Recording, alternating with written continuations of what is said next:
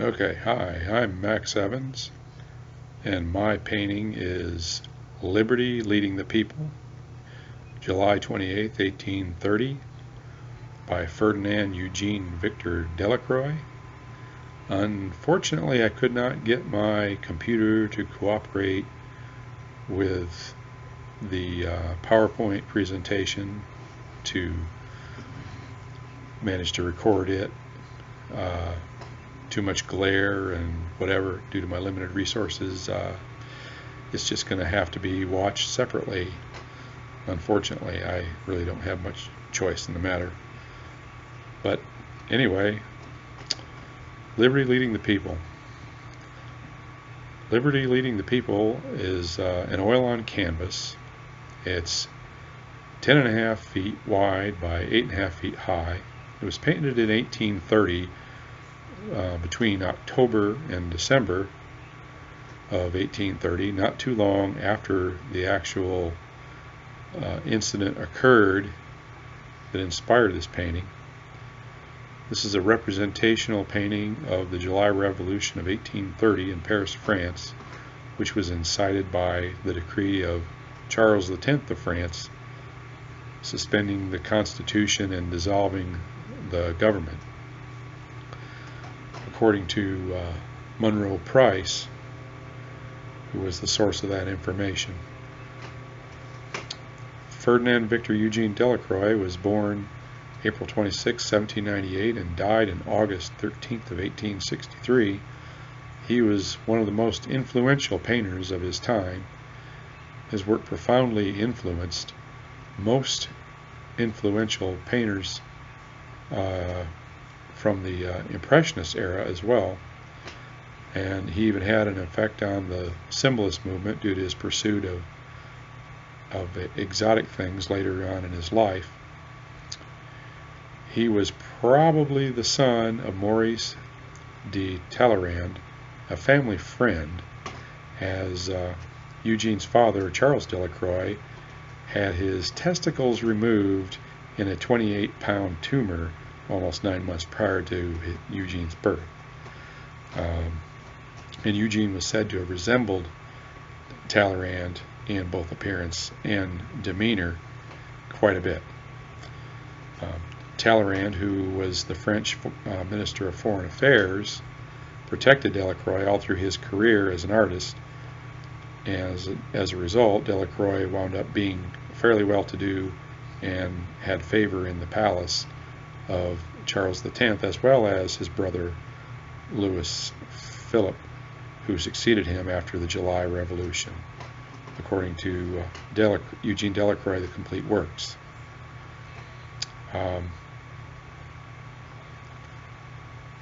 This painting is fairly large, like I said, measuring 11 feet by 8.5 feet.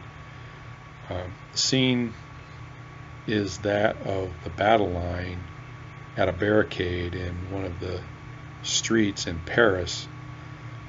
It shows the bodies of the fallen from both sides, the citizens and the French soldiers in the foreground, and an angry crowd of armed citizens in the background. The Liberty figure is prominent at the top of the barricade, with the tricolor flag in one hand with her breasts exposed and bayoneted musket in the other hand, leading the charge against the French soldiers. Artistic elements of this painting include a minimal use of line. There are subtle diagonals in the painting that all tend to point toward liberty. The bright red of the flag immediately draws your eye to that banner. The blue, white, and red of the tricolor is a theme in the painting. It's seen in the clothing of the man on his hands and knees looking up at liberty, and on a pennant that's on a pike above the heads of the men on the left of the side of the scene, and in the cannon smoke that's floating above the crowd. And finally, you can just barely make out, but the tricolor is flying at the top of one of the towers of Notre Dame, far in the background on the extreme right side of the painting. The bright cannon smoke directly behind Liberty makes a halo around her head, and she is situated at the top of a triangle which organizes the painting. The triangle extends down to the opposite corners of the work on each side, encompassing the barricade and the fallen fighters. There's another triangle as well, formed by the gentleman on the left side of the painting. If you take a diagonal line and basically dissect the painting right down the middle from the upper left to the lower right, and take a line down to the left from the top of the leftmost gentleman's head, it makes a nice pyramid shape.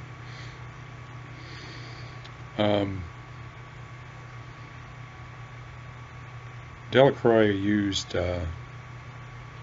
large, long, continuous brush strokes at times, and smaller, discontinuous, shorter strokes in other places. According to July 28, Liberty Leading the People analysis, Delacroix was a romantic artist who was known for his expressive brushstrokes and his study of the optical effects of the use of color. He was inspired by the Rubens, who preceded him a few decades before, who emphasized the use of color, and he was also inspired by the Venetian Renaissance artists. Delacroix had significant influence on the works of well-known Impressionists, Van Gogh, Monet, and Renoir, to name a few.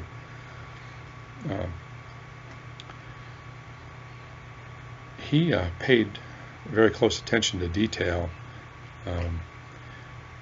When you get a chance to see these slides, you'll notice that I've zoomed in on the top of the Notre Dame tower, and you can just make out the tricolor, and he made sure that he put that in the painting, and that was raised on the 28th of July 1830, which really zeroes in on the date for this work as far as what it represents. Now also on the bottom left of the painting, there's a half-naked man. He's basically in his nightshirt, and that's it, and it's pulled up to his belly. And it was a common practice for the French soldiers in those days to go to the homes of insurrectionists at night and drag them from their beds and beat them up and throw them out into the street dead or left to die. And this may be what Delacroix was relating with this guy. And also in the lower right, on the opposite side of this half-naked guy, are two French soldiers in their uniforms laying dead as well, casualties of this action. So he was careful to make sure that he represented the fact that the French also paid a price in this revolution. Delacroix's painting also showed that class barriers had dissolved for a period of the revolution, as seen by the factory worker with the raised sword standing side by side with a gentleman in a top hat, obviously a more middle class type. Actually, it is said, according to an article from Holyoke College, that Delacroix used himself for this image, and it does look a lot like him. He was in the National Guard at the time. He said, he wrote to his nephew, Charles Vernenac, and said that 3 days amid gunfire and bullets, as there was fighting all around, a simple stroller like myself ran the same risk of stopping a bullet as the impromptu heroes who advanced on the enemy with pieces of iron fixed to their broom handles. And that was a quote from one of his journals. So obviously he had put himself in harm's way at that time in his capacity as a National Guardsman.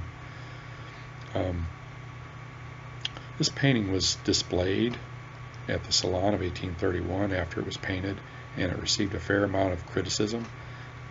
Liberty was considered by some to be a working class woman, a fishwife, or even a whore. By the critics and general public alike, she was considered shocking because of her bare breasts and powerful active pose, leading the men, unlike passive reclining poses of other naked women who were frequently surrounded by other women in previous works by other artists. After a brief showing, the painting was put in storage because its glorification of liberty was deemed too inflammatory. Royalists and monarchists were especially offended by the work, but Louis Napoleon brought it back out for display after his election as president in the new republic in 1848 after that revolution, and it now resides at the Louvre. My take on it is that even though Liberty is an allegorical figure and not a real person that existed during the event, that the symbolism is inspiring to all who struggle for freedom and equality,